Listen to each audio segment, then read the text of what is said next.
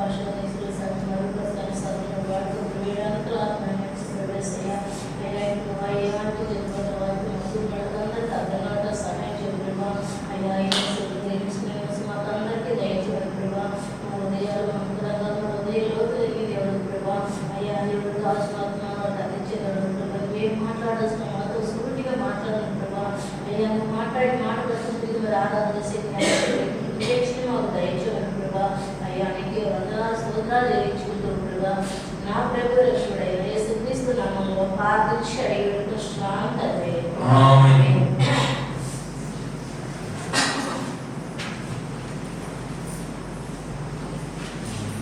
ఎప్పటికప్పుడు దేవుని వాక్యాలు చదువుకుంటూ వాటిని మర్చిపోతే మాత్రం ప్రయోజనం. దేవుని వాక్యం మర్చిపోకుండా ఉండాలంటే మనం తప్పకుండా ఏం చేయాలంటే మనం ఏ వాక్యాన్ని మనం వింటున్నామో వాటిని మళ్ళీ మనం ప్రార్థన చేసుకోవాలి. ఈరోజు వాక్యం చెప్పుకున్నాం అయితే మీకు వాక్యం లేదని అని చెప్తున్నాం. అదే కాలం మనం ఎవరైతే నోట్స్లు రాసుకుంటారో జనాల్లో మనందరినీ కొన్ని బస్సులు వేసాను అనమాట. వేసినప్పుడు నోట్స్లు రాసుకోవడం కంటే కూడా రాసుకోవడం బాగా చెప్పారు. చెప్పిన వాక్యం రాసుకున్నారు చక్కగా. ఎందుకంటే వాళ్ళు చెప్పిన మాట అంటే వాళ్ళకి నిర్లక్ష్యం. ఏం నిర్లక్ష్యం అంటే మేము రాసుకున్నాక తర్వాత చూసుకోగలుగుతున్నాడు. మీరు ఎలా చెప్పగలిగారంటే మేము ఎప్పుడు రాసుకోవట్లేదు కదా పెట్టుకుని ప్రయత్నం చేసి ఇంటి దగ్గర ప్రార్థన చేసుకుంటున్నాం. ఒక మొక్క కాబట్టి ఒక మొక్క అయినా సరే ఉంటామని చెప్పి చెప్పుకున్నాం. సరే రాసుకున్నాం నిర్లక్ష్యం పెట్టాలి. అట్లాంటి ఒక నిర్లక్ష్యం ఉంటుందేమో అన్నట్టుగా ముందు హెచ్చరిక.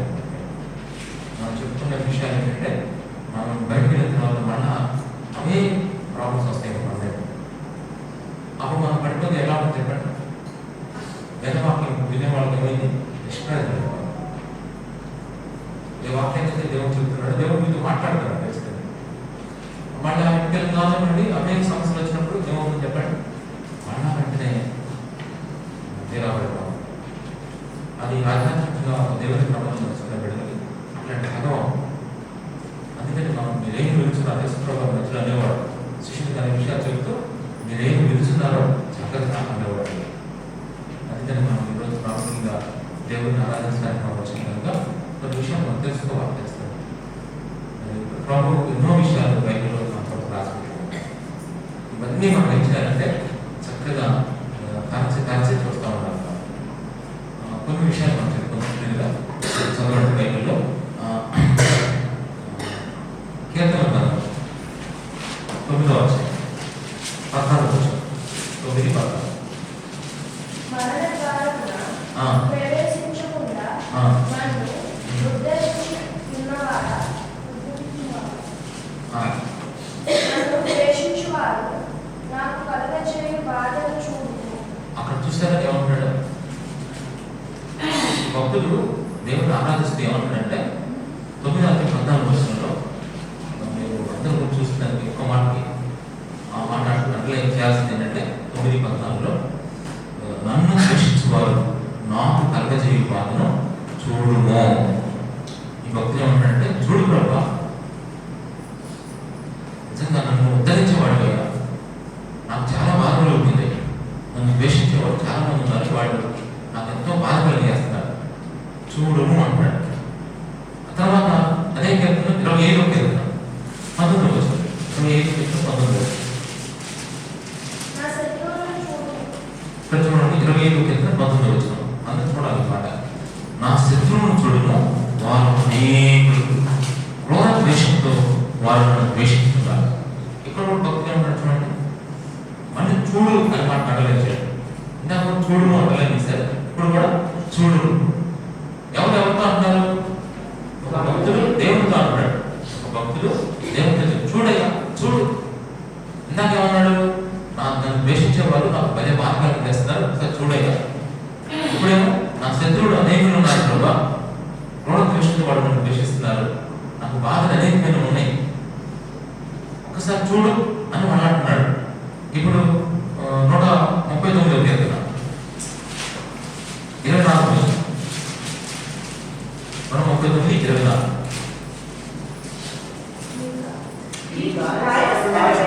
నీ కాయాస్తమైన మార్గం నా ఇందున్నదేమో చూడుము. నన్ను నడిపించు చూసారా భక్తుడు ఏమంటాడు, అసలు నాలో నీకు ఇష్టమైన విషయాలు ఉన్నాయేమో ప్రభా ఒక్కసారి చూడయ్యా. భక్తుడు దేవుడు అంటున్న మాట్లాడారు, చూడు ప్రభా శత్రువులు ఎక్కడో లేదు, నా లోపల ఉన్నారు కదా. బయట నుంచి వచ్చే శత్రువులు లోపల శత్రువులు, ఒక్కసారి చూడయ్యా. అంటే 143 వచ్చారు కదా, 143 వచ్చారు కదా. నాకు అవునా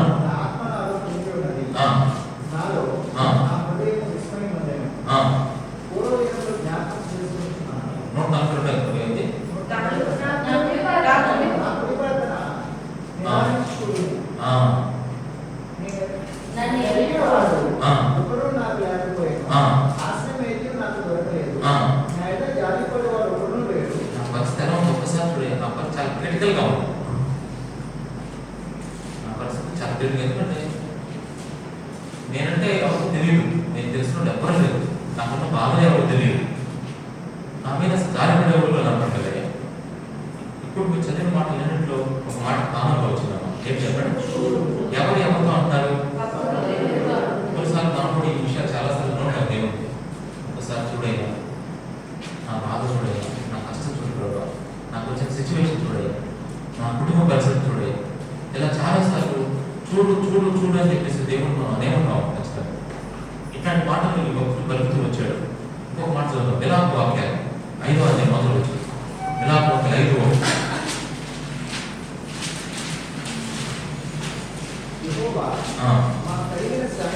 మాకు కలిగిన శ్రమ జ్ఞాపకం చేసుకుని దృష్టించి మా మీదకు వచ్చిన నింద వ్యక్తిలో చూడగా.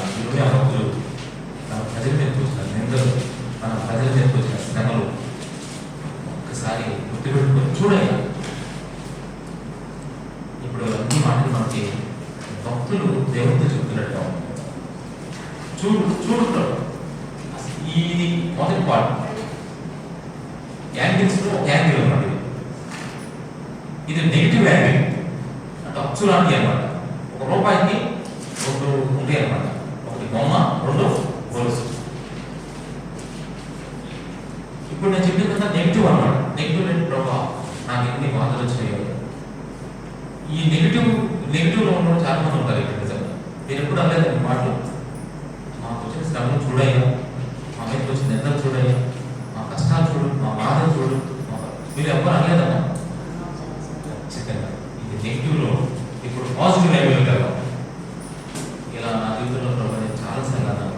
అంటే దేవుడు అంటున్నాడు ఎప్పుడు మీ వైపు చూసుకోవడం. ఇప్పుడు మీ వైపు ఎప్పుడు మీరు చూస్తున్నారు అనుకోండి, మనం ఎలా అయిపోతాం చెప్పండి. నా వైపు ఇప్పుడు నేనే చూసుకుంటాను. ఇప్పుడు దేవుడి వైపు చూసి నా బాధ చూడయ్యా అని భక్తులు అంటున్నారు. కానీ ఎవరి వైపు చూసుకొని దేవుడి వైపు చూస్తున్నారు? వాళ్ళ వైపు వాళ్ళు చూసుకుంటూ, వాళ్ళు పడే శ్రమను జ్ఞాపకం చేసుకుంటూ, వాళ్ళు పడే బాధ జ్ఞాపకం చేసుకుంటూ, ఆ స్ట్రగుల్లో దేవుడి వైపు చూసి చూడయ్యా నా బాధ అంటున్నారు. ఇప్పుడు దేవుడు ఏమంటాడు? దీన్ని కౌంటర్ ఇస్తున్నాడు దేవుడు. చూడమంటావా, నువ్వు చూడు అని స్టార్ట్ చేస్తున్నాడు దేవుడు. ఇది మన ఆరాధన పాట. చూడయ్యా కొంతమంది చాలాసార్లు దేవుడు మమ్మల్ని చూడలేదేమో, దేవుడు మమ్మల్ని జ్ఞాపకం చేసుకోలేదేమో, ఆయన జ్ఞాపకం చేసుకుని ఆయన చూస్తాం మాకు ఎందుకు. దేవుడు ఎప్పుడు మనం చూస్తానే ఉంటాడు. ఒకసారి దేవుడు మనం ఎప్పుడు చూస్తానే ఉంటాడు. ఒక మాట చదువుతాం బైబిల్లో 49 యెషయా గ్రంథం 49 యెషయా గ్రంథం 16వ ఒకసారి గట్టి చదువు మాట. దేవుడు చెప్పే మాట ఎలా చూడము, నా అరచేతుల మీదనే నేను చెక్కి ఉన్నాను. చదువు, నీ ప్రాకారములు నిత్యము నా ఎదురు ఉంది. దాని చూడమన్నా, నా శ్రమలు చూడు, నా కష్టాలు చూడు, నా బాధ చూడు, నా నిందలు చూడు, నా అవమానాలు చూడు, నా ద్వేషాలు చూడు, చూడు చూడు చూడు. కొంచెం ఆపు, నీ చూడు. ప్రభు నీతో మాట్లాడతాడు. ఏంటి తెలుసా? ఇప్పుడు ఒకసారి చూడు. ఏం చూడాలి ప్రభు అంటే నా అరచేతులు చూడు. ఏం కనపడుతుంది నీకు? ఏం కనపడుతుంది తెలుసా? అక్కడ నీ ముఖం కనపట్లా, అక్కడ నీ ముఖం కనపట్లా. ఈ మధ్య బాగా స్టేటస్ చూసాను, ముఖం కనపడలేదు. నీ ముఖం ఎంత కనపడలేదు. స్టేటస్ లో ఎక్కువైపోయింది కదా. స్టేటస్ చూసి చూసి అయ్యే కనపడుతున్నాం. ఒక్కసారి నా దేవుని కాన్సెప్ట్ చూసాము. ఆయన అరచేతులు అన్నట్ట దేవుడు మనం నేర్చినట్ట చెప్పుకున్నాడట. అరచేతులు మనం చెప్పుకోవడం ఎంత గొప్ప విషయం. నువ్వు ఎప్పుడు నాయకు. అందుకు ఇదే మాట యోహాను సువార్త 20వ అధ్యాయం 27వ వచనం. యోహాను సువార్త 20:27. తర్వాత యోహాను చూచి నా చేతులు చూడుము, నీ చెయ్యి చాచి నా ప్రక్కన చూడుము. చూసారా ఒక్కసారి యేసుప్రభు చేతులు చూడండి. ఆయన 2 చేతులు చూడండి. నాకు ఒక అధ్యాయం చూశారు. 2 చేతులు చూడండి. ఏముంది తెలుసా చేతుల్లో? ఇన్ని గాయాలు తెలుసు, ఇన్ని గాయాలు తెలుసు. అట్లాంటి గాయాలు లేని చేతుల్లో దేవుడు నేను చెప్పుకున్నాడు. ఆయన చేతి గాయమైంది. ఆ గాయం ఎందుకైంది తెలుసా? ఒక ఆపరేషన్ చేసే ముందు ఒక బ్లడ్ లోపల బాడీలో ఉన్న ఆ గడ్డ తీయాలి, ఏరియాని ఆపరేషన్ చేయాలి. అప్పుడుగా అలాగే యేసుక్రీస్తు చేతుల్లో గాయాలు ఎందుకనే తెలుసా? ఆ గాయాల్లో మనం పెట్టుకున్నాడు దేవుడు. ఆయన గాయాల్లో మన దేవుడు విశ్రాంతి తీసుకోమని ఆయన మన గాయాలను చెప్పుకున్నాడంట. చూసారా ఇంత చేసిన వాడు నీ కోసం ఆ గాయం చేస్తున్నాడు, నీ కోసం ఆ బాధను అనుభవించాడు, నీ కోసం ఆ కష్టాలు అనుభవించాడు. మన బాధలు ఆ యేసుప్రభు వారు ఎందుకు బాధపడాల్సి వచ్చింది, ఎందుకు కష్టపడాల్సి వచ్చింది, ఎందుకు ఆయన సులువు మీద చనిపోవాల్సి వచ్చింది తెలుసా? ఒక మాట చెప్పాలంటే మన పాపాల కొరకు, మన శ్రమల కొరకు, మన కష్టాల కొరకే కదా. ఆల్రెడీ మన పక్షాన ఆయన బాధపడ్డాడు, మన పక్షాన అన్ని శ్రమలు. అందుకనే ఈరోజు అంటాడు ఒక్కసారి నా బాధలు చూడు చూడు చూడండి కదా. ఒక్కసారి నా అరచేయి చూడు, నా చేతులు చూడు. ఆ చేతులు ఎన్ని గాయాలు తెలుసా? ఎందుకు ప్రభావ గాయం ఏంటంటే నువ్వు పడాల్సిన శ్రమలు, నువ్వు పడాల్సిన ఇబ్బందులు, నువ్వు పడాల్సిన కష్టాలని నేను నీ తరపున నీ పక్షంగా పడ్డాను. ఇప్పుడు నువ్వెందుకు పక్కన పడతావు? బాధ నాదంటావేంటి? నిజంగా నువ్వు ఆ వాస్తవం చెప్తున్నా. యేసుప్రభు మనం మన జీవితాల్లో మనకు ఎన్నో బాధలు ఉండొచ్చు, కానీ మన బాధలు మనమే కావు. మీకు తెలుసలేదు పరమగీతంలో మాట సహోదరు ఏమన్నా చూడండి. పరమగీతం 2వ అధ్యాయం 16వ వచనం. 2:16. నా ప్రియుడు నావాడు. ఆ మాట చూస్తే నేను డాష్. నేను అంటే కూడా నీ పేరు పెట్టుకోగలవా? నేను అతనే కాను. ఎవరు అతడు? ఎవరు తెలుసా? అతడే నా ప్రాణ ప్రియుడు, అతడే నా ప్రాణ స్నేహితుడు, అతడే నా ప్రాణేశ్వరుడు, అతడే నవరవరుడు, అతడే రత్నవరుడు, అతడే నా కొరకు ప్రాణం పెట్టాడు, అతడే యేసుక్రీస్తు ప్రభువు, అతడే నా దేవుడు. అతడు ఎవరు తెలుసా? నా వాడు. నేనేమన్నా తెలుసా? అతని దానం. నువ్వే అతని దానమైనప్పుడు నీ బాధలు, నీ పరిస్థితులు ఎవరై? ఆయనే కదా.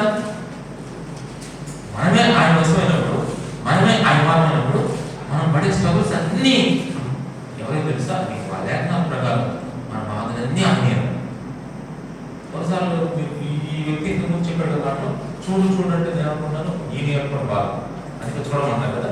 చూడు ప్రభావ, చూడు ప్రభావ, ఎందుకు ప్రభావ చూస్తూ కూడా ఆగిపోతున్నాం, ఎందుకు ప్రభావ లేట్, నేను ఎంత బాధపడుతున్నాను, నేను ఎంత తిరిగి పడుతున్నానో నీకు అసలు తెలుసా ప్రభావ? తెలియదమ్మా. నీకు తెలుసా? దేవుడి చేతులు, ఆయన చేతులు చూడు ఒకసారి.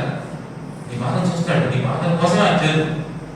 అసలు నీ శత్రువులు ఆ ద్వేషాలు ఆయన చేతిలో పడి, నీకున్న నిందలు ఆయన చేతిలో పడి, నీకున్న ఆ కడిగి చీకటి ఆయన చేతిలో పడి, అవన్నీ ఆయన చేతుల్లో గాయాలు అయిపోతే ఇప్పుడు ఆ గాయాలు నిన్ను ఆయన ఏం చేసింది చెప్పండి? ఆయన చేతుల్లో దేవుడు నిన్ను చెప్పుకోవాలనుకున్నాడు, ఆయన చేతుల్లో నిన్ను ఉంచుకోవాలనుకుంటాడు. ఉంచుకోవాలంటే నువ్వు దాంట్లో పట్టట్లా ఆ చేతుల్లో. మళ్ళీ ఒకవేళ చేతులు తీసుకొని చేతులు పెట్టాడు జారిపోతావు. నువ్వు జారిపోకుండా ఉండాలంటే చేతులు ఏం చేయాలి తెలుసా? ఖచ్చితంగా స్టిచ్చింగ్ చేయాలంటే గాయం చేయాలి. ఆ గాయం చేసి నేను ఆ గాయంలో పంపించాలి. ఇప్పుడు ఆ గాయంలో నేను ఎందుకు చెప్తా ఉంటాను, ఒక బాధని ఎలా గెలవచ్చు తెలుసా? ఒక బాధతోనే గెలవాలి. మనకున్న బాధలన్నీ యేసు ప్రభు పడిన బాధతో పోల్చుకుంటే అసలు మన బాధ యేసుప్రభు పడిన బాధతో మన బాధలు పోల్చుకోలేదనుకోండి, అప్పుడు మన బాధలు ఎలా ఉంటాయి? ఇప్పుడు సపోజ్ ఉదాహరణకి ధనలక్ష్మి ఒక బాగా దగ్గరతో బాగా మాట్లాడు, ఆమె కంటే బాగా దగ్గర ఆమె వచ్చింది, ఇక్కడ ఆమె కంటే బాగా దొరుకుతుంది. ఏమో మధ్య మధ్యలో అన్నాడు, ఆమె కంటిన్యూగా అన్నాడు. అప్పుడు ఆమె చూసినప్పుడు ఏమనిపిస్తుంది? పర్లేదు బాబు, నిజంగా ఇది ఇప్పుడు ఒక బాధ చూసి ఆమె ఏం కలిగింది చెప్పండి? ఆమె హ్యాపీగా ఇప్పుడు ఆల్రెడీ యేసుప్రభు చేతులు గాయమైంది, పెద్ద బాధ వచ్చింది, ఆ బాధలో నువ్వు వెళ్ళిపోయావు. గాయం అంటే బాధే కదా, ఆ బాధలో నువ్వు వెళ్ళిపోతే నీకున్న బాధలన్నీ ఆ బాధల్లో వెళ్ళి పెద్ద బాధలో వెళ్తే ఏమైంది చెప్పండి?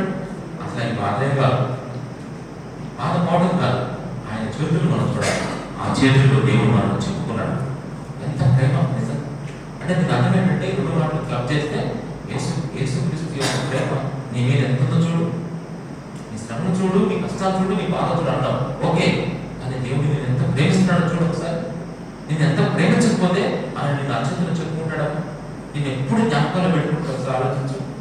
ఇంతగా ప్రేమిస్తాడా? నిజంగా నాకు తెలిసి ఇంతగా ప్రేమించేవాడు ఎవరు లేరు, అంతగా నేను ప్రేమిస్తున్నాడు. అందుకని ఆ ప్రేమను ఒకసారి చూడు.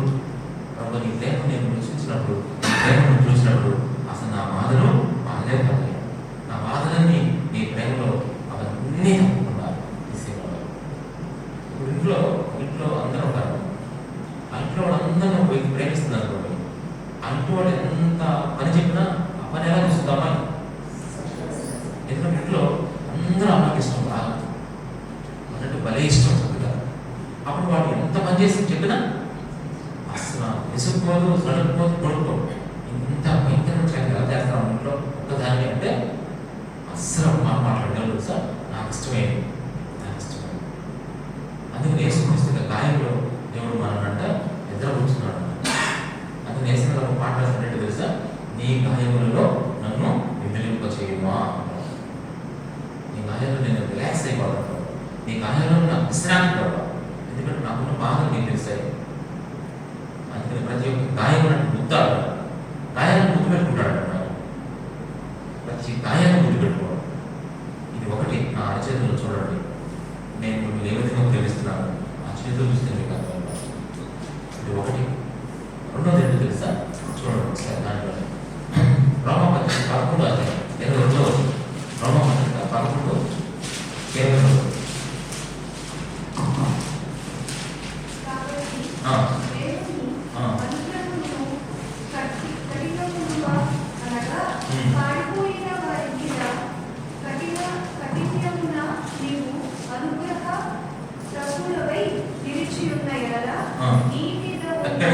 నీ మీద ఉన్న దేవుని అనుగ్రహమును చూడము. నాకు కావాల్సిన మాట తీసుకుంటున్నాను, అక్కడ సందర్భం మీకు చెప్పలేదు కానీ ఇంపార్టెంట్ పాయింట్. నీ మీద దేవుని అనుగ్రహం. ఒక్కసారి ఈ మధ్యాహ్నం టెస్ట్ చేయి దేవుని, నీ మీద దేవుని అనుగ్రహం ఏమీ లేదా? అసలు ఇప్పుడు జైలు రచిత ఉన్నారంట, అసలు వాళ్ళు ఎక్కడి నుంచి వచ్చారు, ఏంటి అసలు వాళ్ళు నమ్ముకోవడం ప్రభుని, వాళ్ళ రక్షణ పొందడం ఏంటి, వాళ్ళ పాపాలు ఒప్పుకోవడం ఏంటి, వాళ్ళు ప్రార్థన చేసుకోవడం ఏంటి, వాళ్ళు మందిరానికి రావడం ఏంటి, ఇదంతా ఏంటమ్మా అసలు చెప్పండి కదా? దేవుని అనుగ్రహం. ఒకరోజు ప్రభు ఏం చెప్పాడు తెలుసా? అనుగ్రహం పొందిన వారు తప్ప ఇది ఎవరో తెలియదు. ఇందాక ఒక సాక్ష్యం చెప్పింది, అసలు శాంత్ కుమార్ అంట. ఆమె మొత్తం 79 సంవత్సరాలు, 78 చిల్డ్రన్, అంటే దగ్గర 20 వచ్చేస్తున్నాయి. ఆమె 4 కుమార్తెలు. ఇప్పుడు శాంత్ కుమార్ గారి పన్ను పుచ్చిపోయింది, పన్ను బాగా పెయిన్ వస్తుంది.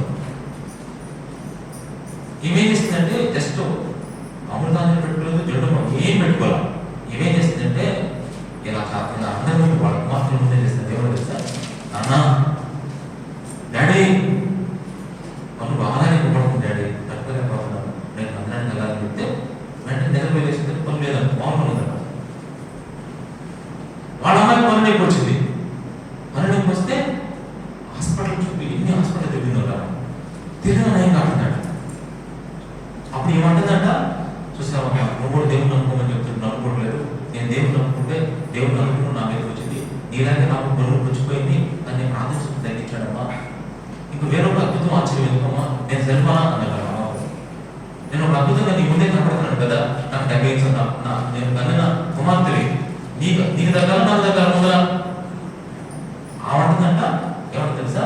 ఆ దేవుడు అనుకుంటున్నావు ఆడ ఏకంటే నువ్వు ఆ బాగా తిండి తిన్నావు, ఆ తిండి బాగా ఉన్నావు, తిండి బాగా ఉంది నీకు, తిండి లేదు, మాకేమో తిండి ఎరువులు లేదు, అంత వేసుకో ఏం వేసుకో అంటున్నాడు. ఇప్పుడు అమ్మంటారు చూసారా? నేను మీ మీద దేవుని అనుగ్రహం ఉంది, మీరు ప్రభుత్వం నమ్ముతున్నారు, ఆమె మీద దేవుని అనుగ్రహం ఉంటే ఆమె కూడా నమ్ముకుంటుంది, వేరే కంగారు పడుతుంది. చూసారా? మీరు ఆశ్చర్యం. ఒక ఇంట్లో ఇప్పుడు రచిత వాళ్ళ అమ్మగారు వేసుకున్నప్పుడు నమ్ముకోవాలి, అనుగ్రహం ఉంటే వస్తుంది, లేదంటే లేదు. వాళ్ళు చెప్పడం చెప్తున్నారు, మనం చెప్తున్నాం. ఒక రోజు 2 రోజులు వెళ్ళిపోయింది. అనుగ్రహం పొందిన వాళ్ళు ఖచ్చితంగా ఉంటారు ఇక్కడ. అది విచిత్రం చెప్పండి, ఇక్కడున్న ప్రతి ఒక్కరిని, సీను కానీ, రచిత కానీ, మన జైదీప్ కానీ, రవి కానీ, అందరూ మీ మీద ఉన్న దేవుని అనుగ్రహం చూడండి. అసలు ఆ అనుగ్రహం లేకపోతే మీరు కూర్చునేవాడా? అసలు మీరు ఇక్కడ రావడం ఏంటి? మేము వచ్చేటప్పుడు నా గేట్ సరైన నేను ఆల్ ఆర్ ప్రజెంట్ అనుకున్నాం ఆ చెప్పులు చూసి. మీకు అర్థమైందా? మాకంటే ముందుగా అందరూ వచ్చేసారు చక్కగా. ఎందుకంటే రాగానే అక్కడ చక్కగా మొత్తానికి రౌండ్గా చక్కగా పెడతారు చెప్పలేరు, ఏమో పెడుతున్నారు దేవుడు ఆశ్రయించాలి. అది మంచి డ్యూటీ అది నిజం చెప్పాలి. మీ చెప్పులు పెట్టి మేము గుర్తుపెట్టేస్తాను. ఈరోజు రవి వచ్చాడు, వాళ్ళ చెప్పులు చూస్తే అర్థమైపోకుండా, ఎందుకంటే స్టార్టింగ్ ఒకటి కాదు. అంటే మీరు ఉంటే కదా కేవలం ఎందుకు వస్తున్నారు చెప్పండి? కేవలం మీ మీద దేవుని అనుగ్రహం, దేవుని అనుగ్రహం లేకపోతే మీరు రాలేరు. నిజం, ఇది అక్కడ సత్యం చెప్తాడు. అందరూ రాలేరు. ఎందుకంటే డిస్కషన్ అదే మనకు బయటకు వచ్చింది.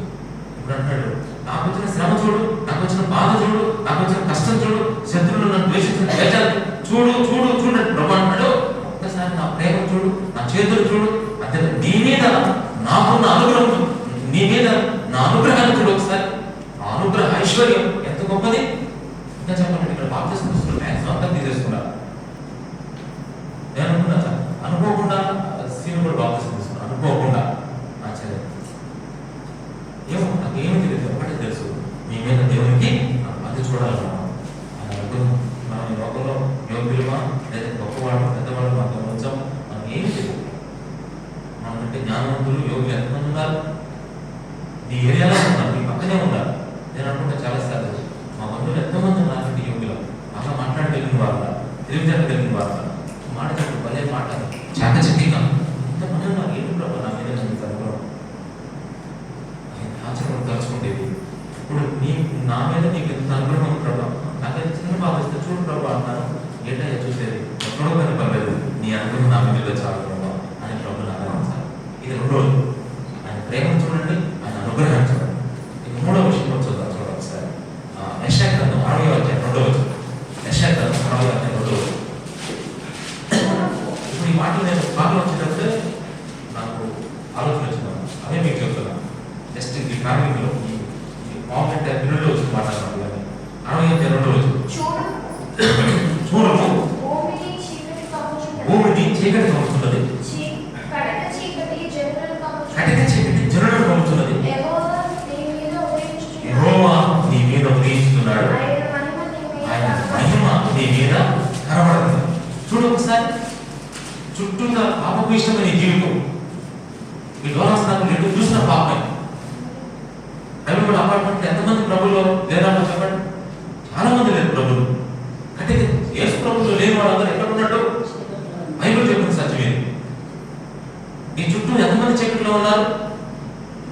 చీకటి కటిక చీకటి. కటిక చీకటి తెలుసా? చీకటిలో ఉన్నటువంటి ప్రభుని ఎత్తుకోవడం. ఇంకా కొన్ని భయంకరమైన చెడ్డ వ్యసనాలతో ఉంటారు, చెడ్డ అలవాట్లు. వాళ్ళు కటిక చీకటిలో ఉన్నారు, అంత భయంకరంగా ఉంటారు. వాళ్ళందరూ అట్లా ఉన్నారు. ఇట్లాంటి పరిస్థితుల్లో నీ మీద ఏమి తెగించింది? మహిమ నీ మీదకి వచ్చింది. ఒక్కసారి చూడు ఆ మహిమ, ఆ కృప, ఆ మహిమ నీ మీదకి వచ్చింది. ఇది గొప్ప విషయం. అసలు రావడమే కాదు, నీ మీద ఉదయిస్తున్నాడ. మహిమ రావడం వేరు, ఉదయించడం వేరు. ఉదయాన్ని లేకుండా ప్రార్థన చేసుకుంటారు, మీరు వాక్యం చదువుకుంటారు. ఆహా మళ్ళీ అసలు ఆశ్చర్యం, ఉదయించినట్టు అదే. ఇది ఎంత కృప మీకు. ఇది ఒక్కసారి చూడండి. మీరు చెప్పే సాక్ష్యాలు ఎలా ఉంటాయంటే, ఎక్కువ పర్సెంటేజ్ సాక్ష్యాలు చెప్తున్నారు ఈ లోన వాళ్ళు. జనవరి 1st ఆ సమయంలో ఒక చిన్న సాక్ష్యం బయటకు వస్తుంది. బాగా ప్రతిరోజు ప్రార్థన చేసుకోవడానికి, వాక్యం చదువుకోవడానికి దేవుడు ఏం చేస్తున్నాడు? సహాయం చేస్తాడు. అదే మహిమ ఉదయించడం. ఆయన మహిమ మీదే ప్రకాశింపాలి, కనబడాలి. ఎంత ఆశ్చర్య అది చూడాలి మనం ఖచ్చితంగా.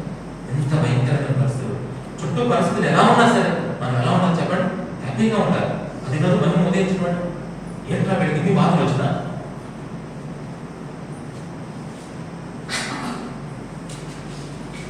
హెచ్పి1ఏసీ టెస్ట్ లో 12 పాయింట్లు రవికి వస్తే అదో సాక్షి చెప్తున్నప్పుడు ఆ పక్కన బాగుంటాడు.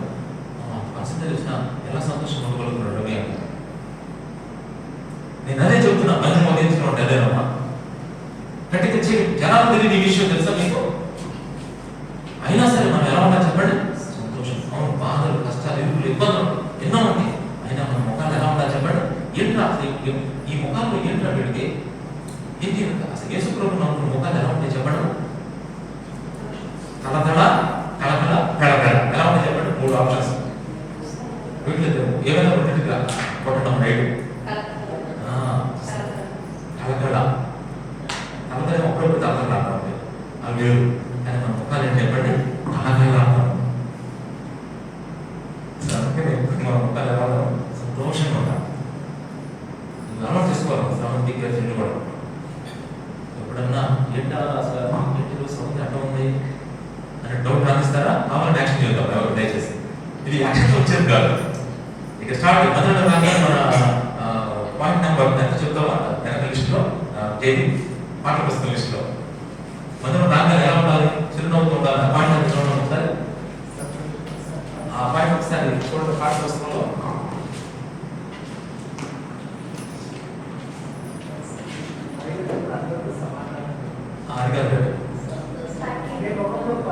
ఎన్నోది అది 13 చదువు మొదలు.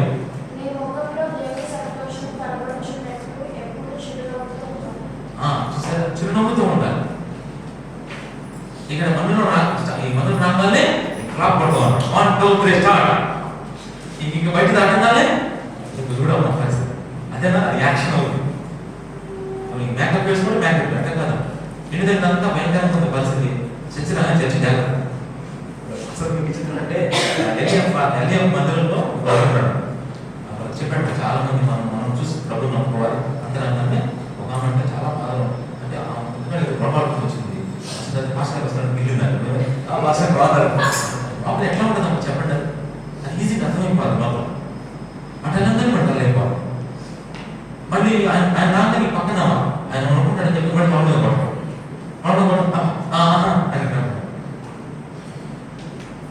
అసలు ఒక ఆయన బహిరంగంగా చెప్పేశాడు, అసలు మీ ముఖాలు ఎప్పుడు తెల్లగా ఉంది, మీరు వాకి చెప్పకూడదు. అసలు ఇతరులు చూస్తుంటే ఎప్పుడు ప్రార్థన చేయాలనిపిస్తున్నారు. నన్ను వాకింగ్ చెప్పడం పిలిచారు కానీ నేను వాకింగ్ చెప్పనంటే చెప్పను, వీళ్ళ చేత అడగాను అక్కడ ప్రార్థన చేపిస్తాను. ఆ ఉన్న ముఖాలు కూడా ఎవరికి చెప్పండి? తెల్లైంది చెప్పడు, అరగంట అలా చూడడం. ఎందుకంటే మన ముఖాలు దేవుడి మహిమ చేస్తాం. బైబిల్లో కొంతమంది వ్యక్తులు 35 సంవత్సరాల నుంచి వ్యాధిగ్రస్తులు ఒకరు. అతడు అసలు 35 సంవత్సరాలు ఎంత తెల్లగా ఉన్నాడు చూడండి. దేవుడు లేనప్పుడు ఆ పర్పస్ తగ్గినప్పుడు ఎలా ఉన్నట్టు ముఖం ఆలోచిస్తున్నాం సార్. ఇప్పుడు మహిమ కలిగించి 12 సంవత్సరాల నుంచి రక్తస్రావాలు. 12 సంవత్సరాలు బైబిల్ ప్రకారం సాధారణమైన రక్తస్రావం అంటే 7 రోజులు. ఒక వ్యక్తికి రక్తస్రావం వచ్చినప్పుడు 7 days పాత్ర ప్రకారం 7 రోజులు ఉంటే కనుక ఆమె సాధారణమైన బ్లడ్ బ్లీడింగ్ అన్నారు. 7 రోజుల కంటే ఎక్కువ ఉంటే దేవుడు ఏం చెప్పాడు తెలుసా? అది అసాధారణమైన రక్తస్రావం రావు. ఆమెను అపవిత్రంగా ఎంచాడు. ఆమె మందిరం రానియదు, అసలు ప్రజలతో కలవలేదు. ఆమె ఎవరిని ముట్టుకుంటే వాళ్ళు అపవిత్రం అవుతారు. ఎవరైనా వాళ్ళ మొత్తం ఆమె చుట్టూ అపవిత్రం అయిపోతుంది. ఆమె అపవిత్రురాలు అని సమాజాన్ని బయటేసేమన్నారు. 7 రోజుల కంటే ఎక్కువ ఉంటే. ఇప్పుడు ఎప్పటి నుంచో తెలుసా? 8 సంవత్సరాల నుంచి ఎంత ఘోరమైన ఎట్లాంటి భయంకరమైన రోగం. 12 సంవత్సరాల నుంచి డాక్టర్లు ఏం చేయలేరు. ఇప్పుడు నేను చదివినప్పుడు వాక్యం ఈరోజు అన్నమాట. 12 సంవత్సరాలు ఈజ్ ఈక్వల్ టు ఒక్క సెకండ్. నిమిషానికి 60 సెకండ్లు. 60 సెకండ్లు అంటే అలారంలో మీరు నైట్ పూట బాగా ఈజీగా అయిపోయింది. నైట్ పూట టిక్ టిక్ టిక్ టిక్ అని సౌండ్ అయిపోయింది. అంటే నిమిషానికి 60 టిక్లు అన్నమాట. టిక్ టిక్ అని 60 సార్లు. ఇప్పుడు 12 సంవత్సరాల నుంచి వచ్చిన అనారోగ్యాన్ని యేసు ప్రభు టిక్ అనగా తగ్గిపోయినామా? ఏ డాక్టర్ ఎవరితో చేయనటువంటి కార్యం చేశాడు దేవుడు. ఇప్పుడు ఆ ముఖం ఎలా ఉందో తెలుసా? అసలు వెలిగిపోతాం. రక్షించబడిన దేవుని ముఖాలు ఎలా ఉంటుందో తెలుసామా? ఎక్కువ మహిమ వాళ్ళు కనపడతాం. వాళ్ళు ఏం పెట్టుకోపోయినా పర్లేదు, వేరే అలంకరణ ఎందుకు? అలంకరణ అసలు లేకపోయినా పర్లేదు, ఉంటే ఉన్ని లేకపోయినా వాళ్ళ ముఖాలు ఎంత తేటగా ఉంటాయో తెలుసామా? వాళ్ళ ముఖాలు ఎంత బ్రైట్గా ఉంటాయో, వాళ్ళు ఎంత చక్కగా ఉంటాయో. మన లక్ష్మి ఉంది సార్, వాళ్ళ లక్ష్మి సురేష్ రెడ్డి గారు వారు ఆ దేవుని ముందు ఎప్పుడు భక్తులాడు, ఆ ముఖం అసలు చూడలేకపోయాడు. అసలు ఒకసారి అన్న లక్ష్మి నేను దేవుడు పని చేసేయడం ఈ మొక్కలు ఎంత కడవ ఉంటే ఆ అమ్మాయిని ఎంత ఆశ్చర్యం అనిపించిందంటే, నిజమన్నా నిజమే, చాలా మీరు అంటారన్నా. అసలు ఆ రోజు నుంచి రోజులకి నాకు చాలా సంతోషంగా ఉంది. ఎన్ని బాధలు ఆ బ్రైట్నెస్ దేవుడు ఇచ్చాడు. అది జనరల్గా ఏంటంటే మేకప్ మోడల్ రాసుకుంటూ వచ్చేది కాదు, అది ఈజీగా అర్థమైపోయింది. మనం లేదు తర్వాత నన్ను అడుగుతారు నా ముక్కలో అంటే నాకు తెలుసుకోవడం లేదు. అది ఎంత సంతోషంగా ఉందంటే అది ఒకసారి మీరు చూడండి, చుట్టూ జనాలు చూడండి, మీరు చూడండి, మిమ్మల్ని మీరు చూసుకోండి ఒకసారి. దేవుడు అంటాడు, ఒకటి నా ప్రేమను చూడండి, రెండు మీ మీద నా అనుగ్రహం చూడండి, మూడు చూడండి ఆయన ఉదయిస్తున్నాడు మీ మీద, నాలుగు కూడా చూద్దాం. నాలుగు జకర్యా గ్రంథం 6వ అధ్యాయం, జకర్యా గ్రంథం 6:8.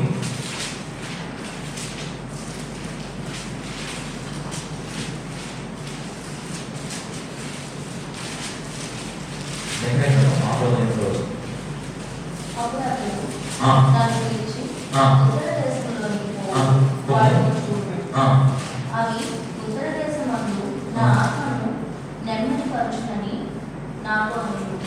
అది చక్రయ గ్రంథం 6. ఈ దర్శనం మనం పాస్టర్ ప్లేస్లో చెప్తాం స్టార్టింగ్. చక్రయ గ్రంథం 6 రెండో దర్శనం. ఇక్కడ చాలా మంది ఇస్లాం చాలా డల్గా ఉన్నారు. ఆ సమయంలో ప్రభావం ఒక్కసారి మీరు చూడండి, కొన్ని రథాలు కొన్ని గుర్రాలు ఏం చేస్తారంటే వచ్చి బబులోను తీసుకుని బయటికి చేస్తాయి. అవి నేను పంపిన కదా, అవి ఏ దిక్కు వెళ్తాయి? ఉత్తర దిక్కు వెళ్తాయి.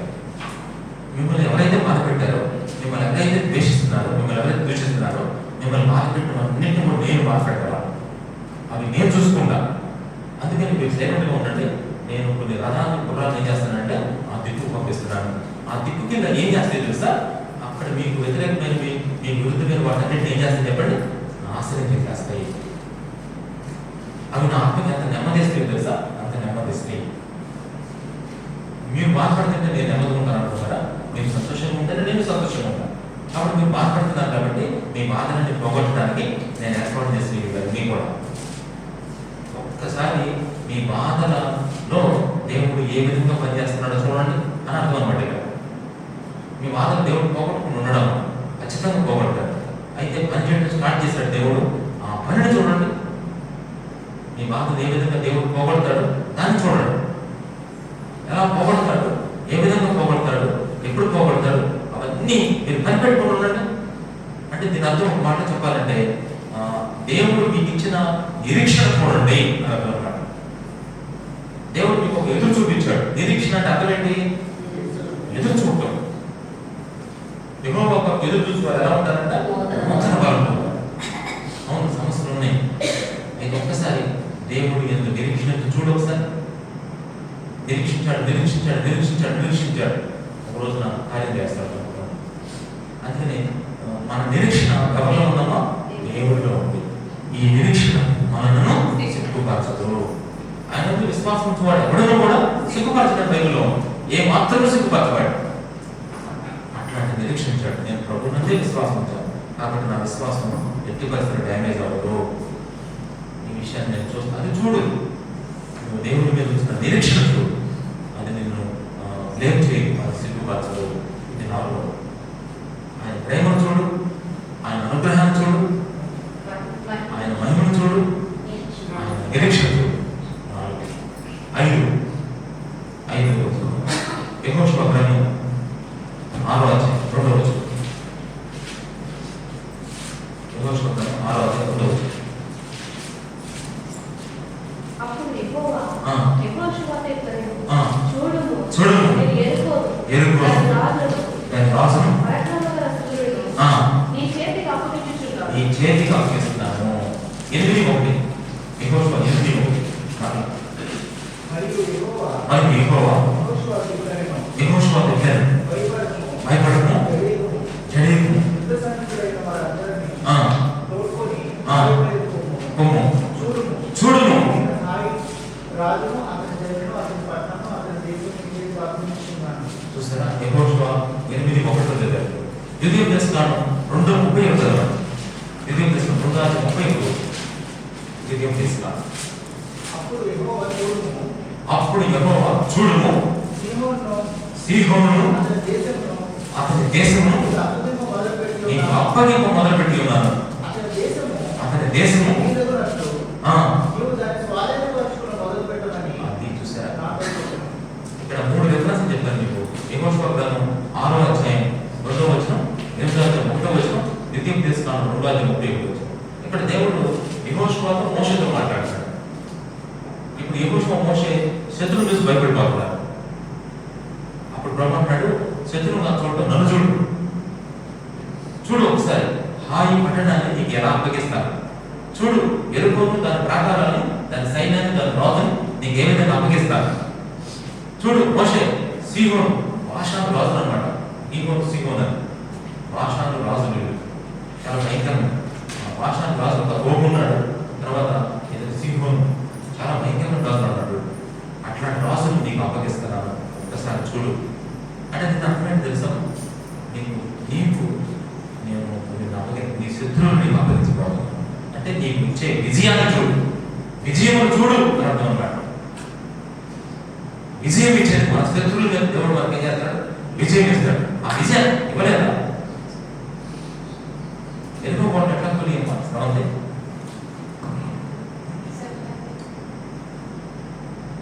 ఒకరోజు బైబిల్ స్టడీ జరిగిందా? బైబిల్ స్టడీలో సండే స్కూల్ టీచర్ గారు పిల్లలతో అన్ని నేర్పిస్తున్నారు. ఈరోజు సండే స్కూల్లో సరిగ్గా నేర్చుకుంటారు లేదా టెస్టింగ్ పెట్టడానికి ఇన్స్పెక్షన్ వచ్చింది కమిటీ, ఇన్స్పెక్షన్ కమిటీ. వాళ్ళు వచ్చి కుర్చీలు వేసుకున్నారు. సండే స్కూల్ టీచర్ పక్కన ఉన్నారు. ఆ తర్వాత పిల్లలందరూ కూర్చున్నారు. ఇన్స్పెక్షన్ కూర్చొని ఎంక్వైరీ చేయాలి పిల్లలు ఎలా నేర్చుకుంటారు. కుర్చీలు వేసుకొని మర్యాద చెప్పారు, ఎక్కువ కూడా కూర్చుంది ఎవరన్నారు. వెంటనే ఒక అబ్బాయి చేశాక, సార్ నాకేం తెలుస్తారు, నాకేం తెలుస్తారు ఇద్దరు పెట్టి టీచర్ కూర్చున్నాడు. టీచర్ అంటే ఆ అబ్బాయి మంచి వస్తారు, అబ్బాయి పని చేయడం అంటే ఏంటి అర్థం చెప్పండి, అర్థం ఏంటి? అబ్బాయి మంచి వస్తారు, అబ్బాయి ఏం తెలుసు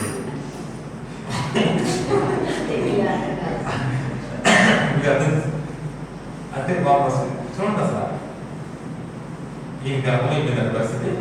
కాలేజ్ వాడు నిజంగా చూడండి, ఎదుర్కోకుండా ఎలా కూర్చోండి దేవుడు, ఎంత అద్భుతమైన విషయం.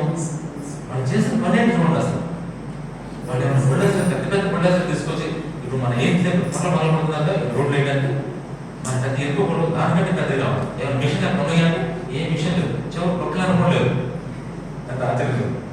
అసలు చెప్తే చెప్పండి, ఒక శుద్ధి కానీ పంటలు పదకొండు శుద్ధులు కూడా లేవు అని ఏం లేకుండా ఎలా కూలిపోయినంటే అదే ఆశ్చర్యం. సరే ఎంత నిజీవించాడంటే వాళ్ళు చేసిన పనుల ఎరుకో చుట్టూ ఎన్ని రౌండ్లు వేస్తారు అమ్మ దగ్గర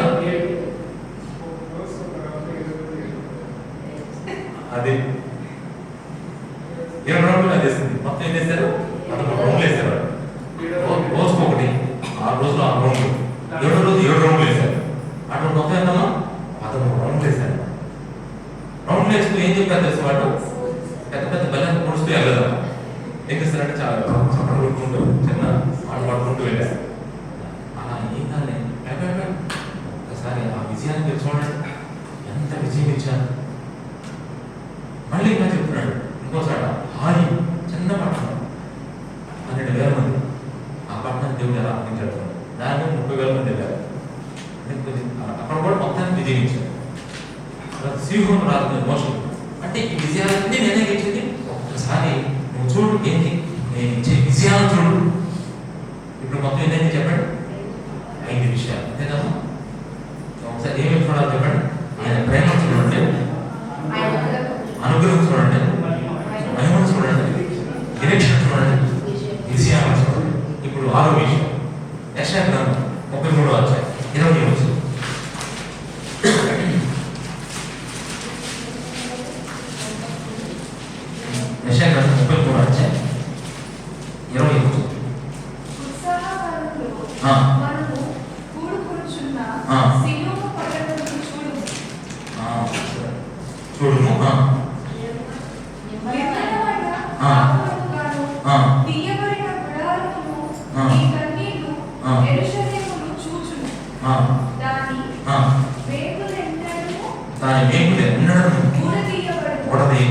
వారి త్రోవుల్లో ఆ. త్రాళ్ళలో ఆ. ఒక్కటేమో తెగదు. ఆ. అచ్చట యెహోవా ఆ. ప్రభావము గలవాడై ఆ. మన పక్షమునుండెను. అది చాలు. 20వ వచనం చూస్తే ఉత్సవ కాలంలో మనం కూడుకుంటున్న సీయోను పట్టణాన్ని చూడండి.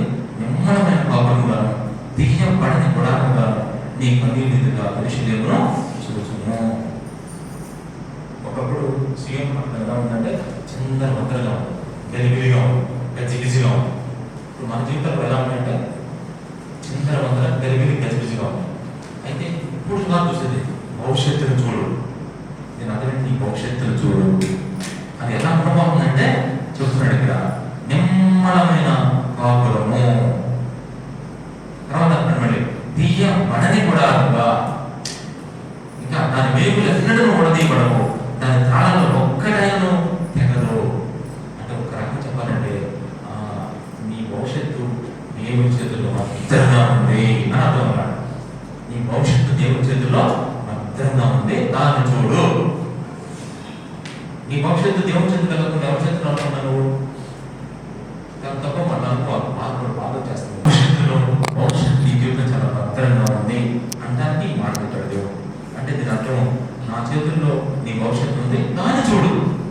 చివరి పాయింట్, దేవుని చేతుల్లో నీ భవిష్యత్తు ఉంది, దాన్ని చూసుకోండి. నేను కంగారపడదు అని ఎన్నో మాట ఇది 6వ మాట చెప్తా ఉన్నాడు. చివరిగా 7వ మాట చెప్పేసి ముగింపు చేస్తాను. ఆదికాండం 13వ అధ్యాయం. ఆదికాండం 13వ అధ్యాయం. ఆదికాండం 13వ అధ్యాయం. అబ్రహాముతో చెప్తున్నాడు దేవుడు.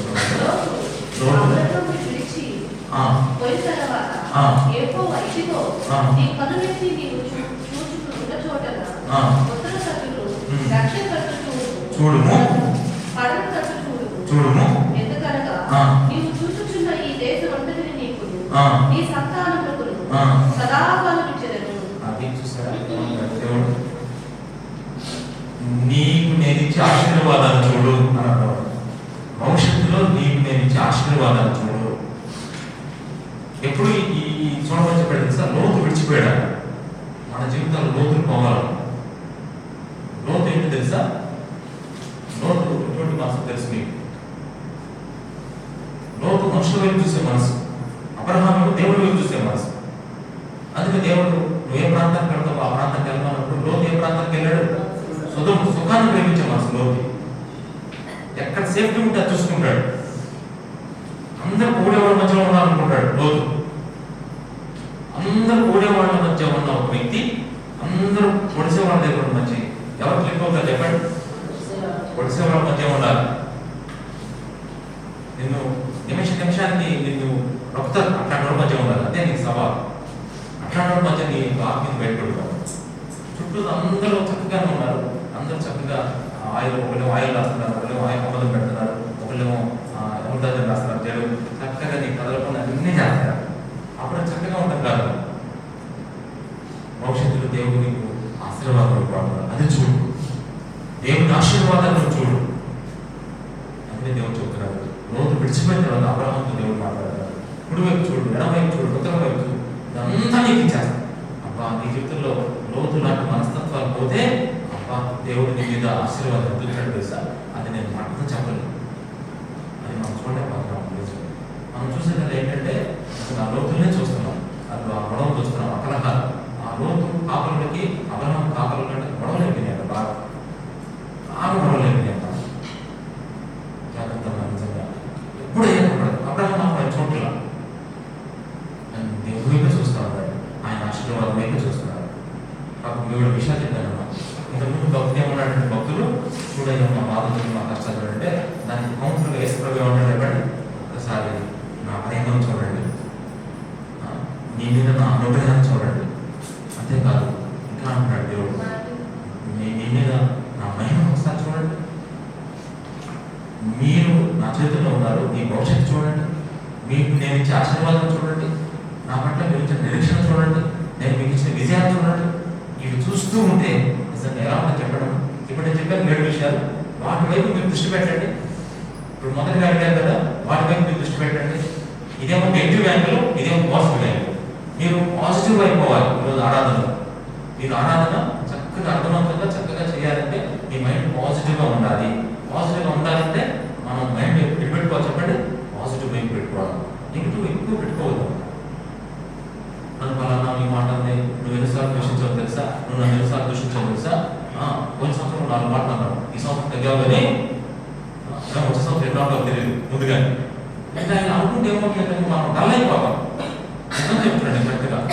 మహిమ మీలో ఉంది, మహిమ ఉంది, ఆయన అన్ని పెడుతున్నారు, అది బయటకు రావట్లేదు. జాగ్రత్త, ఎందుకని చెప్తున్నాను అవి చూడదు దయచేసి.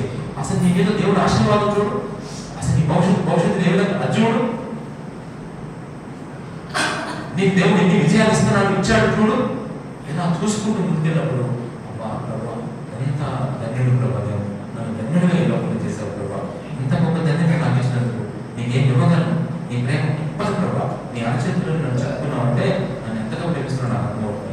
ఆ ప్రేమ చాలు, ఆశీర్వాదం చాలు, ఆ విజయం చాలు, నువ్వు చాలు ప్రభా అని ప్రభు నేను చేద్దాం మనం ఆరాధన చేస్తూ ముందుకెళ్ళాలి. అందరూ కనిపిస్తున్న ఆరాధించాలి.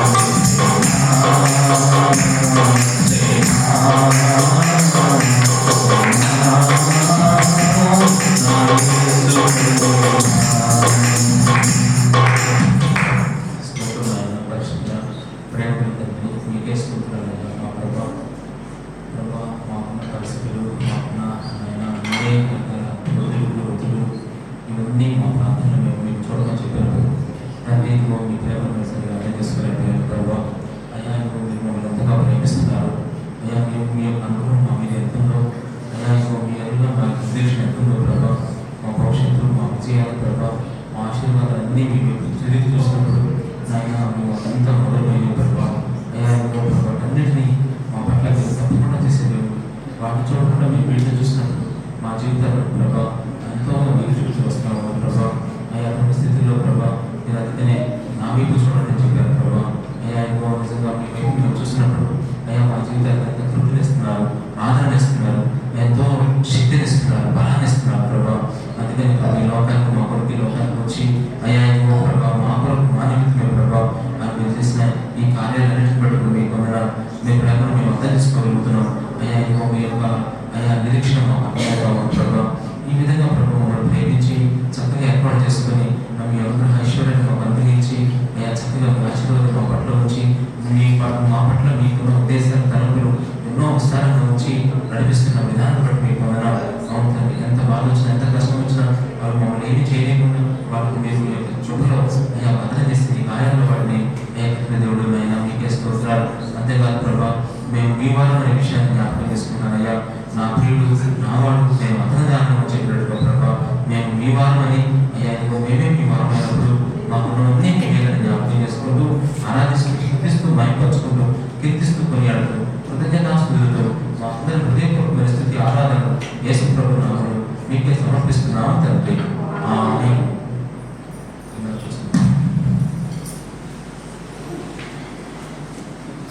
మీ జీవితంలో ఈ వారంలో చేసిన ఒక సాక్షి చెప్పాలంటే చెప్పచ్చు.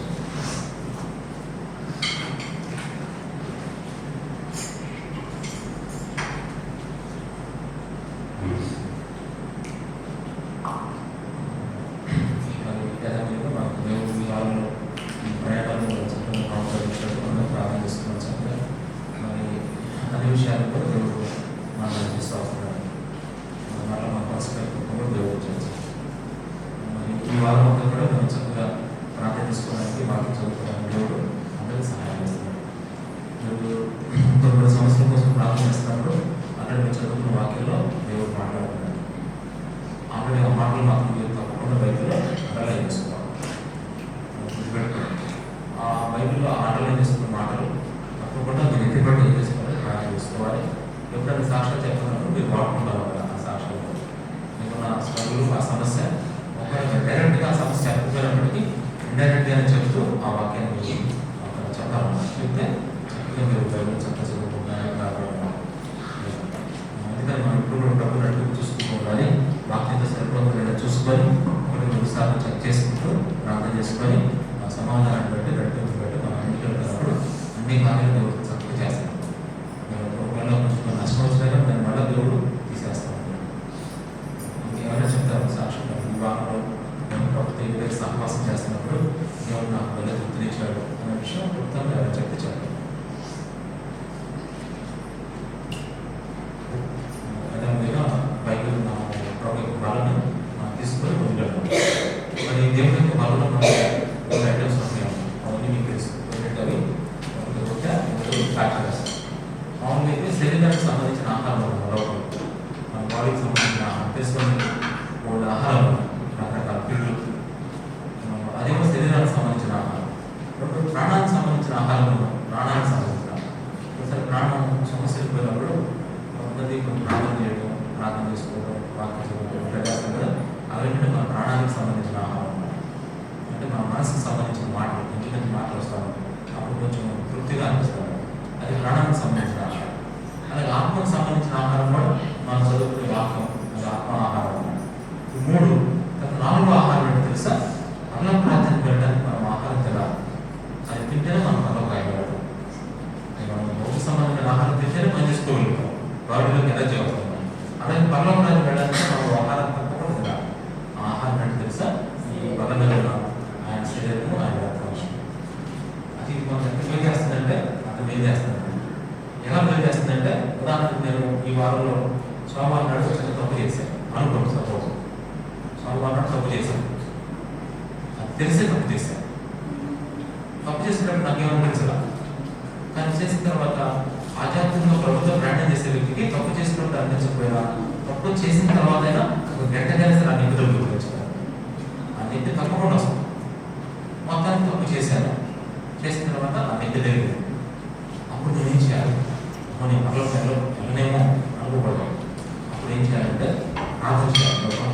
నన్ను క్షమించాలి, చాలా తప్పు చేశాను, ఎప్పుడు చేయకూడదు. ఆ దేవుడు ఏమంటాడంటే దానివల్ల చిన్న నష్టం వస్తుంది, ఆ నష్టం నువ్వు భరించాలి. మరి తప్పదమ్మా, నష్టం మనం భరించాలి. తెలిసి చేశాం కదా, నష్టం పడతా ఉంటాం. కానీ మనం తప్పు క్షమించబడాలి కదా.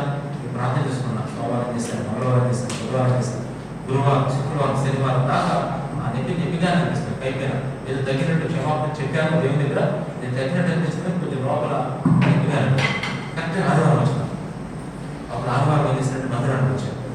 దేవుని వాక్యం ఆరాధన చేసుకున్నాను. ఆ తర్వాత ప్రార్థన చేసుకున్నప్పుడు బలస్తుంది కదా, ఆ బల నా దగ్గరికి వచ్చిందండి. ఆ బిడ్డ తీసుకునేటప్పుడు వెంటనే నన్ను సరి చేసుకున్నాను. సోమవారం అంటారు బలంతో సరిపోయిందయ్యా, నన్ను క్షమించి ఎప్పుడు చేయకుండా పశ్చాత్తాపంతో ప్రార్థన చేసుకున్నాను. చేసుకున్నప్పుడు ఏదైతే తెలుసా, అలా చేసుకొని ఆ రొట్టె నుంచి ఆ రక్తంలో తాగేశాను. అప్పుడు ఏమైందంటే నేను చేసిన తప్పు కనబడడం చేస్తాను. దేవుడు దాన్ని క్లియర్ చేయాలి. దానివల్ల కొంచెం నష్టం వచ్చింది కదా, దానివల్ల బాగా కొద్ది కాలం మనం వేరేస్తాం అయితే. కానీ ఈ పాపం మాత్రం క్షమించబడలేదు. చూసారా సిస్టమ్ ఎలా ఉందో? ఆ ప్రభు బలంలో పాల్గొనలు కలిగి ఉంటేనే అది జరుగుతుంది. అది తప్పకుండా మనం ప్రారంభిస్తాం. ఇప్పుడు సెల్ ఫోన్ మీ దగ్గర, సెల్ ఫోన్ అక్కడ బ్యాటరీ ఉంది, సిమ్ ఉంది, కానీ ఛార్జింగ్ లేదట. అప్పుడు సెల్ ఫోన్ పనిచేస్తుందా లేదా? అది ఎంత వాస్తవమో ప్రార్థన చేసుకోకపోతే మన పరిస్థితి కూడా అంతే. ప్రార్థన చేసుకుని సెల్ ఫోన్స్ ఎవరు ఉండేవాళ్ళు మంచిది. ఈ మధ్య బాగా మనం కోపం వచ్చేస్తుంది. మధ్య బాగా చీటికి మాట ఎందుకోసం చెప్పినా, ఈ చుట్టుపక్కల మీరు రెచ్చగొడుతున్నారు అనుకుంటారు. వాళ్ళు ఎంతమంది ఉన్నా పర్లా, ఎందుకు కోపం చెప్పినా సీక్రెట్ నువ్వు ప్రార్థన చేసుకోండి. ఈ మధ్య అది కాడ ఇదే కారణం. ఇప్పుడు ఎంత చీటికి మాట తుక్కునే కోపం చుట్టుకున్నాం. కారణం ఏంటంటే ఈ చుట్టుపక్కల వాళ్ళు నన్ను వేధించేవాళ్ళు, నన్ను బాధపెట్టేవాళ్ళు లేకపోతే అస్సలు నేను కోపాన్ని అంటున్నాను. అది చాలా తప్పమ్మా. అసలు ఎందుకు కోపం వస్తుంది? చీటింగ్ మాట చెప్పినా నిజంగా ప్రార్థన చేయాలి దేవుడి దగ్గర. అది ఇది నాలుగు నిజంగా మనకు ఎలా చెప్పుకుందాం చెప్పండి. నిజంగా ప్రార్థన చేస్తే ఎంతమంది మనం రెచ్చకుండా ఏం కాదు. మేము ఈ మధ్యలో ఏంటంటే కొంచెం ఒకసారి పిల్లలు కోపడతా ఉన్నాం అనమాట. కోపడుతున్నప్పుడు సంతోషంగా కోపడినప్పుడు వాడు అదే మనసులో పెట్టుకుని ఉంటాడు. నువ్వు ప్రార్థన రావాలి తప్పకుండా అంటే బీజం తెచ్చుకోవాలి, సాయంకాలం ఆనందకు వస్తాను, 4 మంది ఆనందకు రావాలి అన్నాను. అని ఆ విషయాన్ని సురేఖ 4 సార్లు ప్రజెంట్ చేసింది. నువ్వు రావాల్సింది నీకు ఎన్నిసార్లు చెప్పి నేను రానని అన్నాడు. అంటే ఉదయకాలం బీజంకు సాయంత్రం ఆనందం కదా అనే మీద పట్టింది. అనే తనకి ఎందుకు పట్టాల్సిన పెద్దగా అని చెప్పేసి ఒక మాట ఇంటికి అన్నాడు. అని అదే మనసులో పెట్టుకుంటాడు. కరెక్ట్ 2:30 వేసి అప్పుడు లేచి కూర్చొని అన్నాడు, డాడీ స్మూత్గా చెప్పాడు, నేను వింటాను అనుకుంటాడు. అసలు 2:30 లేచి చూసాను. వాడు ఏమన్నా చూసా స్మూత్గా చెప్పాడు, నాకు నేను వింటాను, అసలు కూడా చెప్పదు డాడీ అని చెప్పేసి అనుకుంటున్నాడు. అప్పుడు అనిపించింది చూసారా, మరి ఆలోచన నిజంగా ఎలా వస్తుంది మేలుకుంటున్నాడు అంటే అదే మనసులో పెట్టుకున్నాడు. పిల్లలు చూసారా, మన చిన్న మాట అంటే ఏం చేస్తారు చెప్పండి, అదే మనసులో పెట్టుకున్నాడు. అంటే నేను ఇదంతా ఎందుకు చెప్తున్నానంటే ఇవి చిన్న చిన్న విషయాలు. ఇవన్నీ మనం ప్రభు బలదేవికి వచ్చినప్పుడు ఏం చేయాలి చెప్పడం, సింపుల్గా ప్రార్థన చేసుకుని చేసుకుని ఆ ప్రభు బలంలో చేయాల్సినప్పుడు క్లియర్ అయిపోతాం. ఎంత మంచి ధన్యత లేకపోతే మనం దేవుడు తన రాకలో నిర్దోషం ఎలాగే కాపాడతారు దేవుడు. అయితే ఈ ప్రభు బలం తీసుకోవాలంటే కొన్ని కండిషన్స్ ఉన్నాయి. దీనికి ఖచ్చితంగా మార్పుకుంటుందా, మీ పాపాలను ఒప్పుకున్న అనుభవం ఉందా, పాపక్షమాపణ పొందుకున్న అనుభవం ఉందా, దీంతో పాటు ఖచ్చితంగా మీరు బాప్తిసం తీసుకోవాలి. ఇలా తీసుకుంటేనే దీన్ని వదలాలి. మీకు దేవుడు అవకాశం ఇచ్చినా సరే ఈ ప్రభు పాలకులు కలిగి ఉండకపోతే అసలు మీరు పర్లోకాలకు వెళ్ళలేము డౌట్. ఎందుకంటే బైబిల్ చెబుతుంది ఏం చెప్తుందంటే, నా శరీరం తిని నా రక్తం త్రాగువాడే నిత్య జీవం గలవాడు, వాడికి పర్లోక రాజ్యం ఉంది అంటాడు. యేసుప్రభువుకి విశ్వాసం ఉంచితేనే నిత్య జీవం కాదు. దానికి ఇంకొక వాక్యం చూడాలి. చూసినప్పుడు ఖచ్చితంగా ఈ క్రమంలో కావాలి. ఒకవేళ మీకు అవకాశం లేకుండా అప్పటికప్పుడు అవకాశం పొందావు, చేస్తున్నావు, ప్రభు పిలిచాడు, నువ్వు వెళ్ళిపోయావు, అప్పుడు వెళ్ళిపోవచ్చు పర్వాలేదు. కానీ నీకు దేవుడు మంచి అవకాశం ఇస్తున్నాడు, చక్కగా వస్తున్నావు మందిరానికి, ఇది మాత్రం నువ్వు ఆగదు ఇంటికి వస్తావు. బాప్తిసం తీసుకోవడం మాత్రం ఎవ్వరూ ఏం చేయకూడదు, అసలు ఆగకూడదు ఇంటికి వస్తాను. నేనైతే చెప్తున్నాను, మంచి అవకాశం ఉంది, ప్రభు త్వరగా రాబోతున్నాడు. దీని ప్రకారం మనం పరీక్షించుకొని మనం ప్రార్థన చేసుకోవాలి, ప్రార్థన చేసుకొని ప్రభు పనులు చేయగలం. అందరూ పనులు చేసుకొని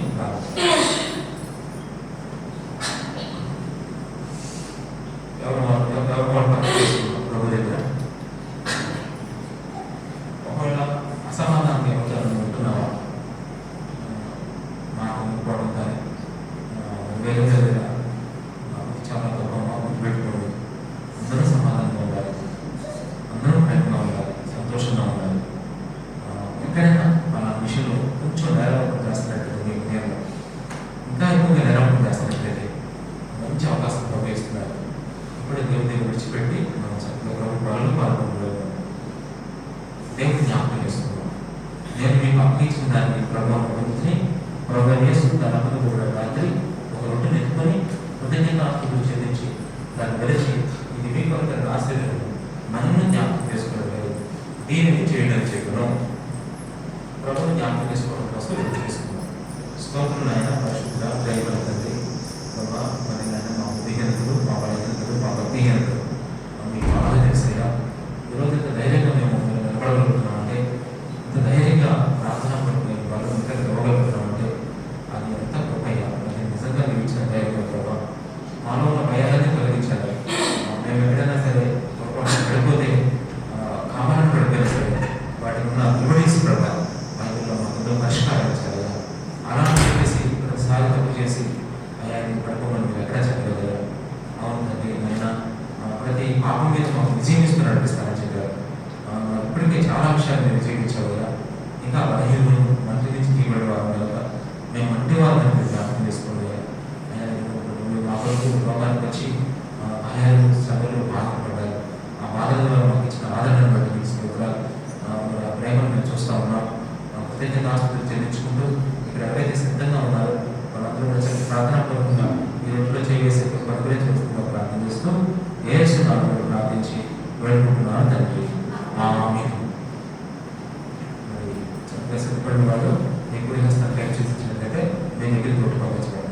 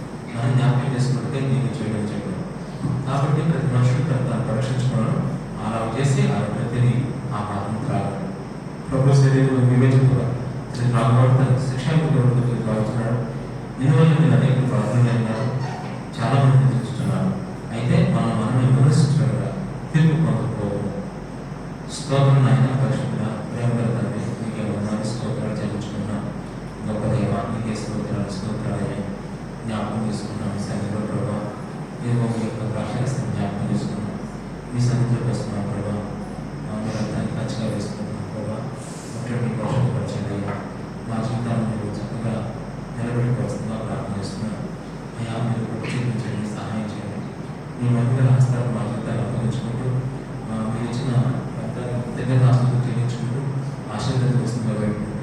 యేసు నామమున స్తుతించి ప్రార్థించి పుచ్చుకుంటున్నాం తండ్రి. ఆమేన్. అట్లయితే ద్రాక్షరసం కూడా తీసుకుంటాం.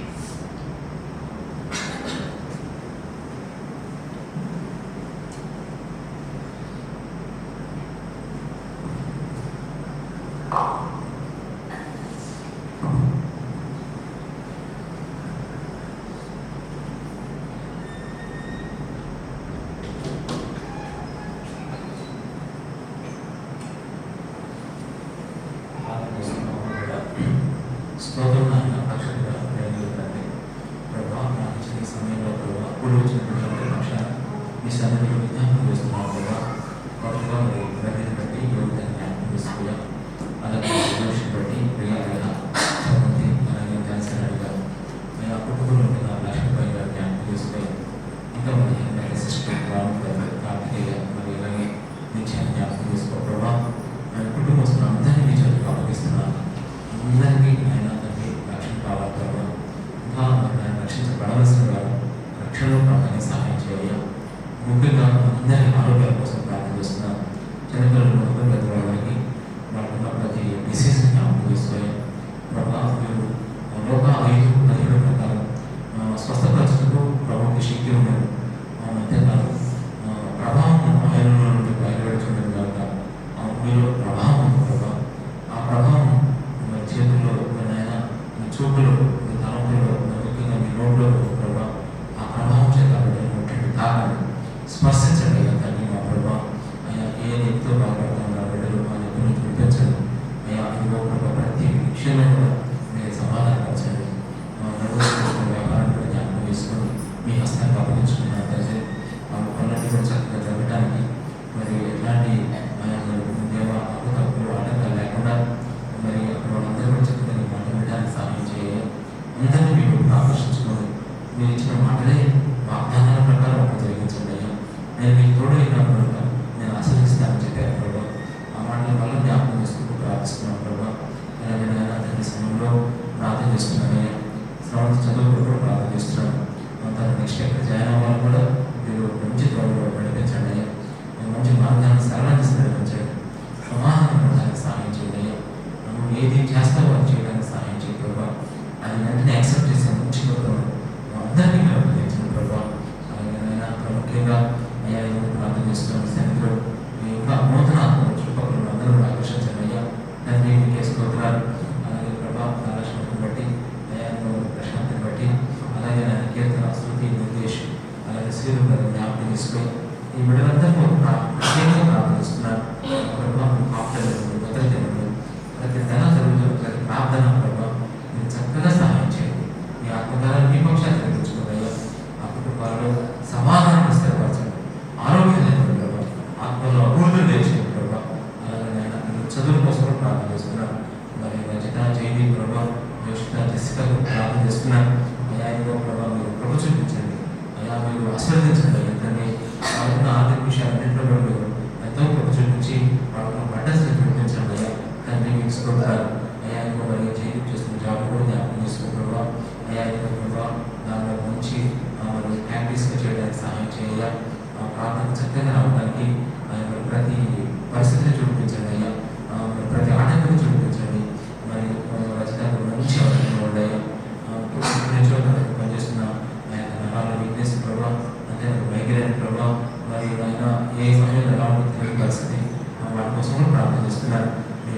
కార్యం జరిగించండి, స్వస్థపరచండి. అయ్యా మీకు వందనాలు, స్తోత్రాలు. అలాగే ప్రభావ ప్రతి పని కూడా జ్ఞాపకం చేసుకొని తన మరి జీవితాన్ని చేతులకు అప్పగిస్తున్నాడు. తను చక్కగా మారు మనసు ఆయన నేను మంచి దృక్పథం రావడానికి కావాల్సిన పరిస్థితులు ఇవ్వడం ప్రభావ. అలాగే ఆయన తన లక్ష్మి మామూలుగా ప్రార్థన చేస్తున్నారు. మరి ఆయన ఆ కుటుంబాన్ని దర్శించండి, ఆ కుటుంబంలో మీ కార్యం జరిగించండి. మీ కుటుంబ హస్తాలకు ఆ కుటుంబాన్ని అప్పగించుకున్నాడు. మంచి కార్యం జరిగించి మనం తెచ్చుకోండి. అయ్యా మీ హస్తాలకు అప్పగించుకుంటూ ప్రార్థిస్తున్నాను. నువ్వు ఎంతైనా నమ్మకం దేవుడు అని జ్ఞాపకం చేసుకుంటాను ప్రభావ. అలాగే నేను ఇక్కడ కుటుంబంలో ప్రతి బిడ్డలు జ్ఞాపకం చేసుకున్నాం. మరి ప్రతి వారం కూడా ఇక్కడ తీసుకున్న ప్రభావ. మరి రాజు కూడా జ్ఞాపకం చేసుకుని వాళ్ళ కుటుంబాలను చేతులకు అప్పగిస్తూ ఉన్నాను. మీరే చక్కగా సముదాయించి వాళ్ళ ఆత్మలో కూడా మంచి బలాన్ని కృష్ణను ఆసక్తిని మీద మంచి ప్రేరణ వాళ్ళు కోల్పోకుండా సహాయం చేయండి. మమ్మల్ని కూడా జ్ఞాపకం చేసుకోండి. సందర్శన పరిశ్రమలు ఆశీర్వదించండి. అందరినీ చక్కగా మీరు మోటివేషన్ తీసుకుంటూ నడిపించండి. అయ్యా దాన్ని మీకే స్తోత్రాలు. ఈ నెలందరూ కాచి కాపాడని స్తోత్రాలు చెల్లించుకుంటూ మా కృతజ్ఞతాస్తుతులు చెల్లించుకుంటూ మా ప్రభుత్వ రక్షకులను యేసుక్రీస్తు నామములో ప్రార్థించి ఆమేన్.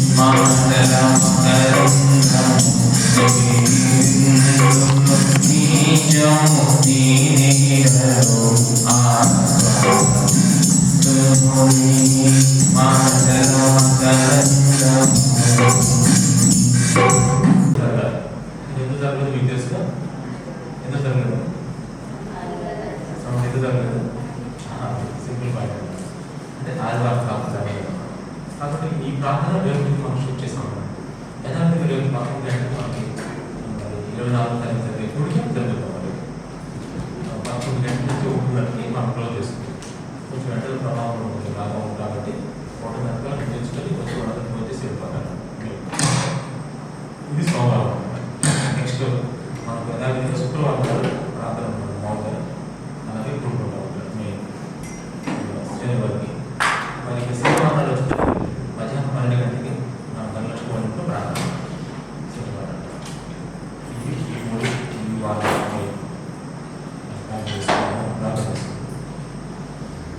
స్తోత్రం అయిన పరిశుద్ధ ప్రేమగల తండ్రి మీకు స్తోత్రాలు. సోమవారం శుక్రవారం శనివారం జరిగే కూడికలు మీరు జ్ఞాపకం చేసుకోవాలి. మళ్ళీ నెక్స్ట్ వీక్లో జరిగే కార్యక్రమాలు పాల్గొనాలి చెప్పుకోవడానికి సహాయం చేయండి. మరి ఈ వారం అంతా కూడా మరి మేమందరం మీ సన్నిధిలో ఉండాలి. చక్కగా మీరు ప్రార్థన చేసుకుని వార్త చదువుకొని మీ సహవాసాన్ని చక్కగా వచ్చేవారు ఉండడానికి సహాయం చేయండి. ఇది వెళ్ళిపోయిన వచ్చేవారు పనులు ఉంటుండేవారు కూడా ఆ పనుల్లో కూడా మీ సహాయంతో ప్రార్థన చేస్తున్నాను. మరి ఏ పని ఎవరు విస్మరించకుండా, ఏ పని ఎవరు ఇబ్బంది పెట్టకుండా పనుల భారాలు కూడా మీ మీద వచ్చి మరి ఆ పనుల్లో ఉంటున్న మంచి మంచి ఉద్దేశాలన్నింటినీ కూడా చక్కగా నెరవేర్చి ఘనంగా మహిమకి ప్రభావం మీద తెచ్చుకోండి. ఇచ్చిన పాల్గొని మీరు ఆశీర్వదించండి. మరి రావాల్సిన ప్రతిఫలాన్ని అనుభవించండి. అయ్యా మీరు ప్రతిఫలం ఇచ్చే దేవుడు. చిన్న చిన్న పనులు కూడా ఎంతో ప్రతిఫలం మీ దగ్గర ప్రభావం. అయ్యా మరి గృహకుడు ఈ నెలలో మరి అన్ని కుటుంబాలు పెట్టడానికి సహాయం ఇస్తారు. ఇంకా శనివారం నాడు సహోదరు ధనలక్ష్మి కూడా చక్కగా పెట్టడానికి కృషి చేసింది. ఆ విధంగా మమ్మల్ని పురమాయించండి. అయ్యా మీ చేతులకు అప్పగించుకున్నాను. మేమందరం ఇప్పుడు మరి చక్కగా బలంగా దృఢంగా యాక్టివ్గా సంతోషంగా ఉండడానికి కావాల్సిన ఏర్పాట్లన్నీ మాకు చేయండి ప్రభావ. మీ సంపూర్ణ చిత్తాన్ని మధ్యగా అప్పగించుకుంటూ గడిపే చీకట్లో కూడా మీ మహిమ మా జీవితాలు ఉదయించే ప్రభు మాకు అందరికీ అనుభవించి సంతోషంగా పని చేసుకోవడానికి సహాయం చేయండి. మరి ముఖ్యంగా పిల్లల విషయంలో ప్రార్థన చేస్తున్నారు. వాళ్ళు ధ్యానవాసం పాలన చేస్తూ మమ్మల్ని మీ కోర్సు తీసుకోవాలంటే కూడా మీ యొక్క నడిపింపుతో మీ ముందుకు ఎప్పుడో మాకు అందరికీ అనుభవించి మనం తెలుసుకోవాల్సిందిగా వేడుకుంటూ మా ప్రభుత్వ రక్షకులని యేసుక్రీస్తు నామములో ప్రార్థించి వేడుకుంటున్నాం తండ్రి. ఆమేన్. తండ్రి దేవుని ప్రేమ, కుమారుడు యేసుక్రీస్తు కృప, పరిశుద్ధాత్మ కలిగిన సహవాసం మనందరికీ సదాకాలం తోడై ఉండి నడిపించిన కాక. ఆమేన్. నేను ఇష్టం నమ్ముకున్నప్పుడు నా భవిష్యత్తు ఎలా ఉంటుంది?